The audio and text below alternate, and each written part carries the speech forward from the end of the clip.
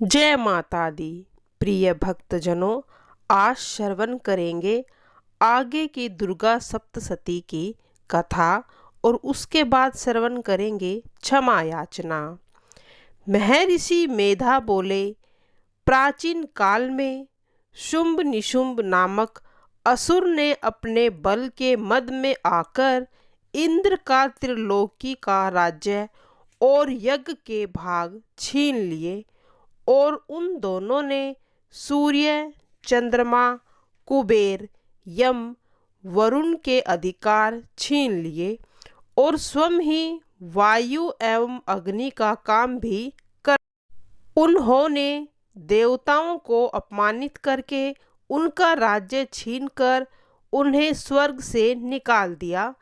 इस प्रकार अधिकार छीन लिए जाने पर वे सभी देवता अपराजित देवी का स्मरण करने लगे।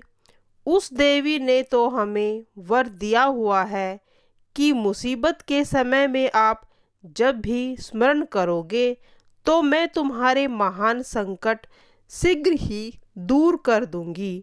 ऐसा विचार करके सभी देवता पर्वत राज हिमालय पर गए।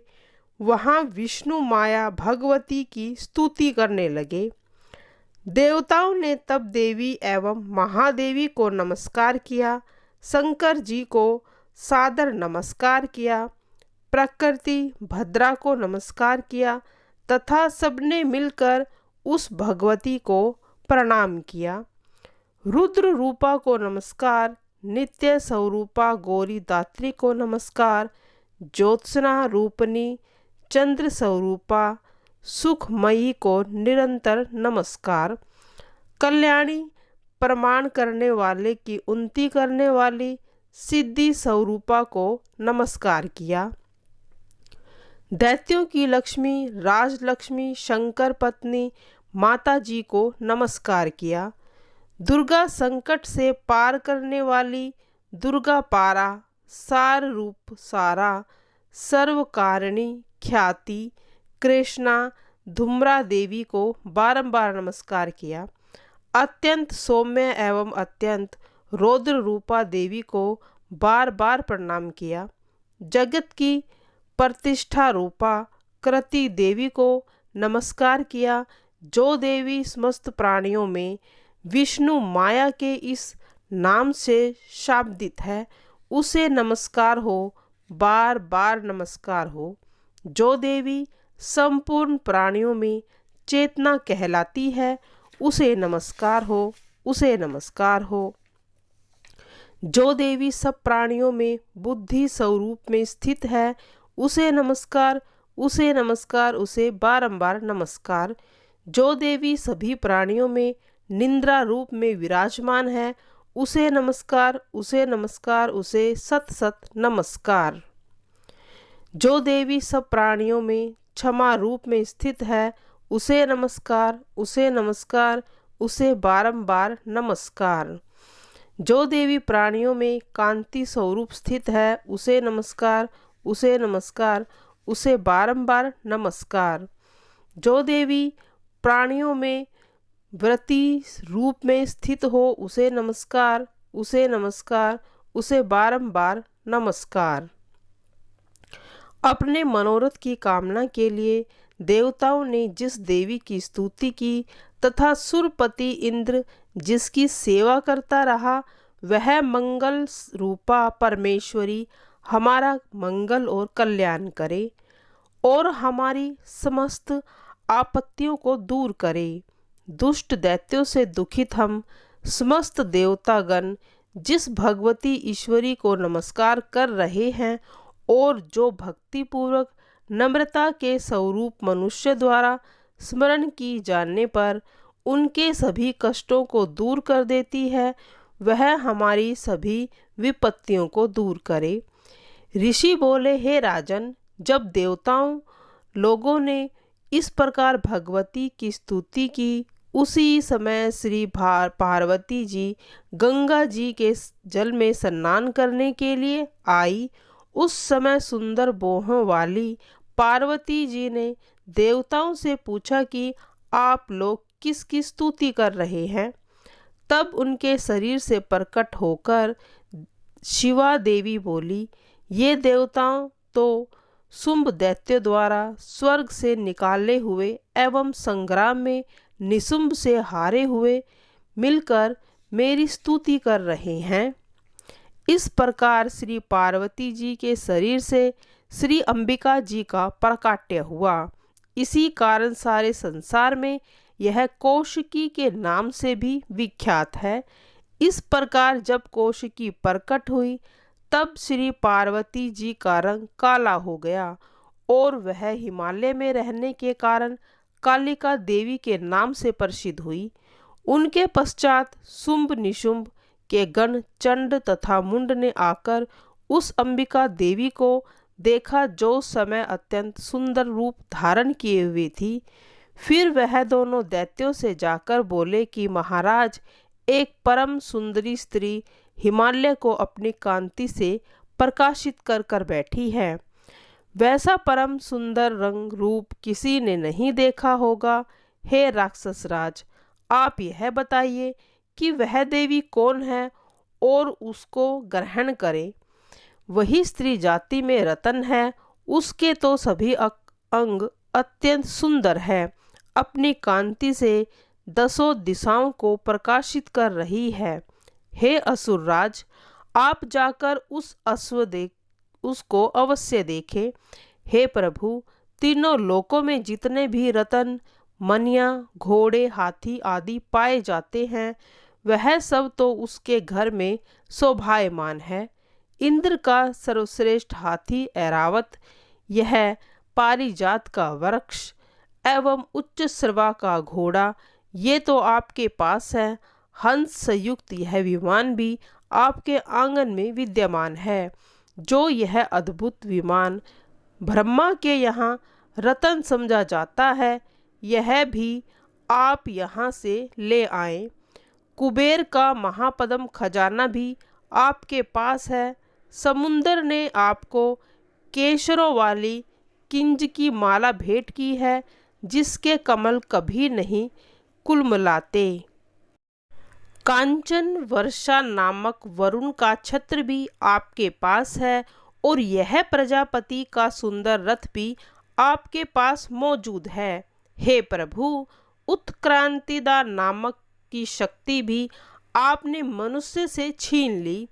वरुण का सर्प तथा हर प्रकार के समुद्री रतन तो आपके भ्राता निशुंभ के पास हैं। अग्नि ने भी स्वयं शुद्ध करके आपको 2 वस्त्र दिए हैं। हे दैत्येंद्र, आपने सभी प्रकार के रत्न इकट्ठा कर रखे हैं। फिर आप इस कल्याणी देवी को, जो स्त्रियों में रतन है, क्यों नहीं ग्रहण करते। महर्षि बोले। तब चंड मुंड की बात सुनकर शुंभ ने महाअसुर सुग्रीव को दूत बनाकर उस देवी के पास भेजा और उसे समझा कर कहा कि तुम मेरी ओर से उससे इस प्रकार कहना, जिससे वह प्रसन्न होकर अत्यंत शीघ्र भी यहाँ आ जाए। दूत पर्वत के उस भाग पर पहुँचा जो कि बहुत सुंदर था और वहाँ पर बैठी हुई देवी थी। वहाँ जाकर उसने देवी से मधुर वाणी में बड़े मधुर वचन कहे। दूत बोला, हे देवी, दैत्यों का स्वामी शुंभ, जो कि तीनों लोकों का परमेश्वर है, मैं उनका दूत हूँ और उसने मुझे आपके पास भेजा है। समस्त देव जातियों में कोई भी ऐसा देवता नहीं है जो कि उनकी आज्ञा का पालन नहीं करता हो। सभी देवता उसे हार चुके हैं। अब उसके पास जो संदेश उन्होंने भेजा है वह सुनिए। उसने कहा, संपूर्ण त्रिलोकी मेरे अधिकार में है, सभी देवता मेरे अधीन है, सभी यज्ञ भाग, सभी रत्न मेरे पास है। उसी प्रकार इंद्र का वाहन श्रेष्ठ ऐरावत हाथी मैंने छीन लिया है। देवताओं ने क्षीर सागर के मंथन से अपने उच्च श्रवा नामक अश्वरतन मुझे भेंट कर दिया है। और भी जितने देव, गंधर्व एवं नागों के पास रतन रूप वस्तुएं थी, वे सब की सब हे सुंदरी मेरी हो चुकी हैं। हे देवी, अब मैं तुम्हें स्त्रियों में एक रतन मान रहा हूँ। इस कारण अब आपको भी हमारे पास आ जाना चाहिए, क्योंकि हम ही रत्नों का उपयोग करने वाले हैं। अब यह तुम्हारी इच्छा पर है, मुझे या मेरे बलवान भ्राता निशुंभ को हम दोनों में से किसी एक का वरण करो, क्योंकि तुम रतन स्वरूप हो। अगर तुम मुझे वरण करोगी तो तुम्हें अतुल ऐश्वर्य प्राप्त हो जाएगा, यह तुम विचार कर लो। मेरे साथ विवाह कर लो। तब ऋषि बोले, जब इस प्रकार दूत ने देवी से कहा, तब वह जगत का कल्याण करने वाली भगवती देवी जी गंभीर हो मंद मंद मुस्कुराने लगी। बोली, हे दूत, तुमने जो कुछ कहा वह सत्य है, इसमें जरा भी झूठ नहीं है कि शुंभ त्रिलोकी का स्वामी है और निशुंभ भी ठीक ठाक वैसा ही है। किंतु मैंने भी एक प्रतिज्ञा की है, उसे किस प्रकार झुठलाऊं। अपनी तुच्छ बुद्धि के कारण जो मैंने प्रतिज्ञा की हुई है, पहले उसे सुनो। वह इस प्रकार है कि जो मनुष्य मुझे युद्ध में जीत लेगा और मेरे अभिमान को खंडित करेगा और संसार में समान पराक्रमी होगा, वही मेरा स्वामी हो सकता है। इस प्रकार शुंभ तथा महाअसुर निशुंभ की कोई मुझसे युद्ध में जीतकर मेरे साथ विवाह करे, इसमें देर करने की आवश्यकता नहीं है। तब दूत ने कहा, हे देवी, तुम्हें बहुत अभिमान है जो मेरे सामने ऐसी बातें कर रही हो। तीनों लोकों में ऐसा कौन सा पुरुष है जो शुंभ निशुंभ का सामना कर सके। हे देवी, सारे देवता मिलकर भी दैत्यों का सामना नहीं कर सकते, इसमें तू तो एक अकेली स्त्री है। युद्ध स्थल में जब इंद्र आदि देवता जिन शुंभ आदि दैत्यों के सामने न ठहर सका, तब भला तू स्त्री होते हुए उनका सामना कैसे करेगी। मेरे कहने के अनुसार तुम शुंभ और निशुंभ के पास चली जाओ, इस प्रकार चले चलने में तुम्हारी भलाई है। जब वे तुम्हारे केस पकड़कर तुम्हें घसीटते हुए ले जाएंगे, तब तुम्हारा घमंड चूर हो जाएगा। तब देवी बोली, हे दूत, इसमें कोई संशय नहीं है कि शुंभ निशुंभ अत्यंत बलवान और पराक्रमी हैं, पर मैं भी क्या करूं। तो प्रतिज्ञा से पहले मैंने यह बात नहीं सोची थी, अब तो तुम मेरी यही बात ही समझकर कह दो, फिर उन्हें जो लगा उचित कर लेंगे। महर्षि बोले, देवी जी के वचन को सुनकर वह दूत क्रोध से लाल हो गया और वहां से चला गया। आते ही उसने दैत्यराज को विस्तार पूर्वक सभी बातें बतला दी। दूत के ऐसे वचन सुनते ही दैत्यराज क्रोध में लाल हो गया और दैत्यों के सेनापति धूम्रलोचन से बोला, हे धूम्रलोचन, तुम शीघ्र ही अपनी सेना लेकर वहां पर जाओ और उस दुष्ट को केसों से पकड़कर बलपूर्वक घसीटते हुए यहाँ शीघ्र ले आओ।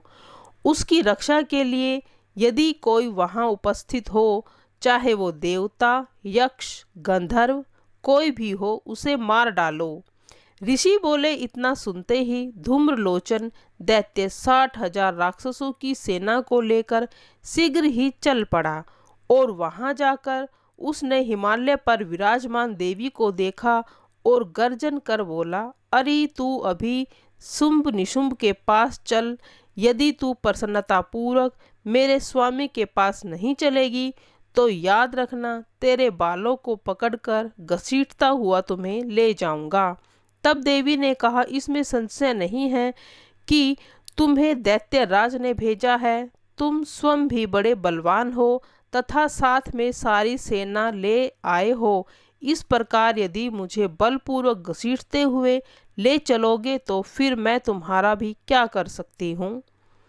महर्षि बोले, देवी के ऐसे वचन सुन धूम्रलोचन देवी की ओर दौड़ा, किंतु देवी अंबिका जी ने अपने हुंकार के शब्द से ही उसे भस्म कर दिया। फिर तो असुरों की सेना क्रोधित होकर देवी की ओर बढ़ी। तब अंबिका जी ने उस पर तीक्ष्ण बाण, शक्तियाँ, फरसे आदि बरसाना आरंभ कर दिया। इतने में देवी जी का वाहन सिंह भी क्रोधित होकर भयंकर गर्जना करता हुआ अपने बालों को फटकारता हुआ असुरों की सेना पर कूद पड़ा। उस सिंह ने कुछ असुरों को पंजों से, कुछ को एक अपने जबड़ों से तथा कई महाअसुरों को पृथ्वी पर पटक कर दबोचकर अपने भयंकर दांतों से घायल कर दिया। कितने ही देवताओं के सिंह ने अपने नाखूनों से पेट फाड़ डाले। कितने एक देवताओं को थप्पड़ मारकर उसके सिर धड़ से पृथक कर डाला। असुरों की भुजाएं, सिर आदि काट काट कर कितने ही दैत्यों का पेट फाड़ सिंह ने खून का पान किया। अत्यंत क्रोधित देवी जी के वाहन बलवान सिंह ने क्षण मात्र में ही दैत्यों की बड़ी सेना को नष्ट कर दिया। देवी जी ने उस असुर धूम्रलोचन को मार डाला तथा देवी के वाहन सिंह ने भी भारी सेना का संहार कर दिया। शुंभ ने जब यह पता चला तो वह अत्यंत क्रोध में भर आया तथा उसके होठ कांपने लगे थे। उसने तुरंत ही चंड मुंड दोनों दैत्यों को आज्ञा दी, हे चंड मुंड, तुम दोनों एक बड़ी सेना लेकर जाओ और शीघ्र ही उसे बालों से खींचकर बांध कर ले आओ। यदि तुम इस प्रकार उसे न ला सके तो उससे युद्ध करना। इस प्रकार के अस्त्रों का प्रयोग कर तुम सब असुर मिलकर उसे मार डालो तथा उस दुष्टा एवं सिंह के मारे जाने पर जिस दिशा में अंबिका पड़ी हो उसे बांधकर अपने साथ लेकर जल्दी लौट आओ। प्रिय भक्तजनों, आज यहाँ पर दुर्गा सप्तशती का अध्याय समाप्त होता है। अगला करते हैं क्षमा याचना। परमेश्वरी, मेरे रात दिन सहस्र अपराध होते रहते हैं। यह मेरा दास है, यूँ समझकर मेरे उन अपराधों को तुम कृपया पूर्वक क्षमा करो। परमेश्वरी, मैं आह्वान नहीं जानता, विसर्जन करना नहीं जानता तथा पूजा करने का ढंग भी सही नहीं जानता।